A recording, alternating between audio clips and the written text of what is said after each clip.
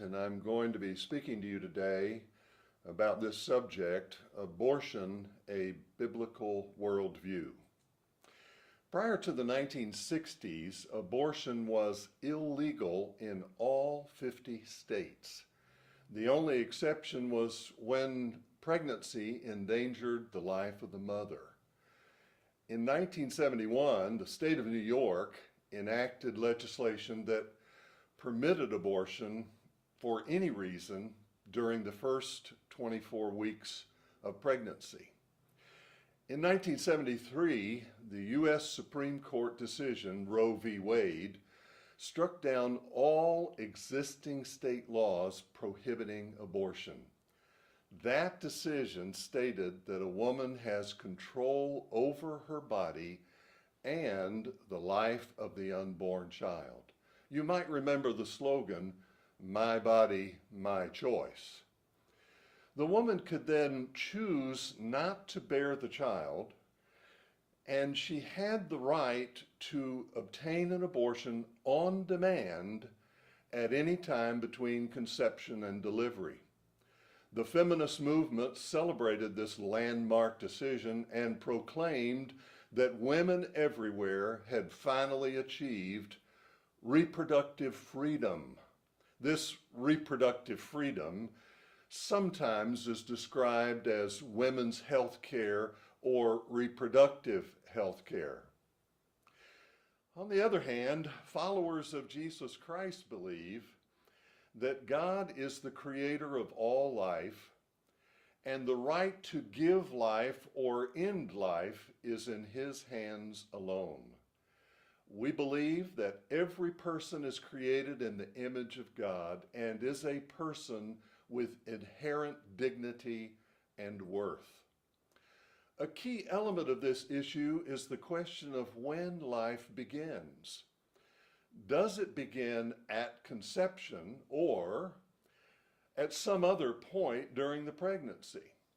Those who advocate for abortion rights would argue that an unborn child in its early stages of development is a mass of fetal tissue and not really a person. The Bible, however, indicates that human life begins at conception. Jeremiah chapter 1 verse 5 says, "Before I formed you in the womb, I knew you.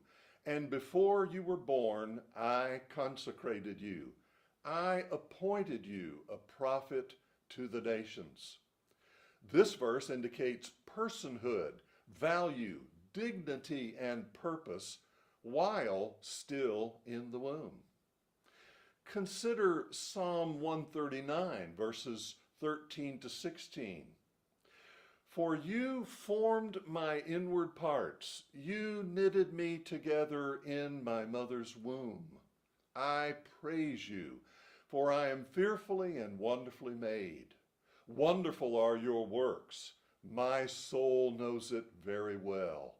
My frame was not hidden from you when I was being made in secret, intricately woven in the depths of the earth. Your eyes saw my unformed substance.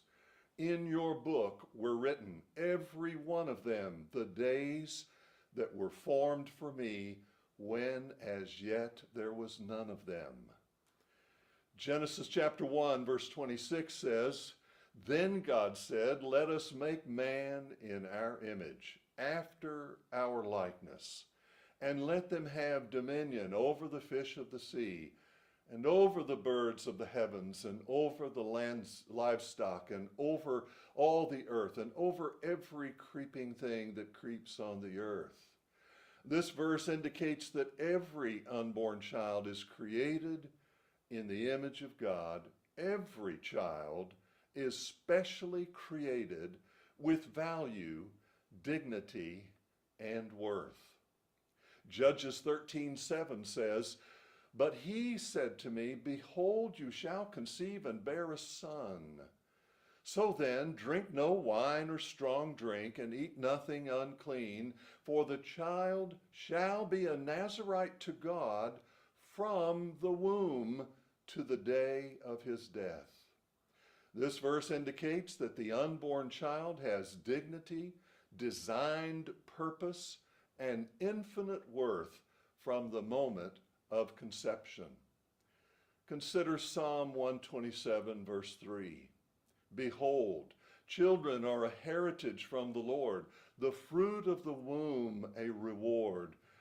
This verse indicates that every unborn child should be received as a gift from God, possessing infinite value, high dignity, and divine purpose. How then should the follower of Christ respond to this abortion crisis? Well, we should educate ourselves biblically. What does the Bible teach about the unborn child? May I recommend Randy Alcorn's book, Why Pro-Life? Caring for the Unborn and Their Mothers. This is a great resource for anyone who wants to educate themselves biblically. Secondly, we should express ourselves reasonably. Rational discussions are always preferred over emotional outbursts. We should encourage conversations about this issue and show the power of the gospel to meet this need. Thirdly, we should live out our faith compassionately. This means that we must be willing to provide a compassionate alternative to abortion. There is no such thing as an unwanted child. Millions of couples are eager to adopt a child and are just waiting for the opportunity. Offer support to those pregnant mothers who are in crisis. Volunteer your time, your talents, and your resources to pro-life organizations. Become involved in a pro-life movement that expresses biblical, reasonable, and compassionate ministry towards the unborn. Open your home to a pregnant girl in crisis or to a foster child. Pray for the pro-life movement to always express God's amazing grace, God's redemptive love, and God's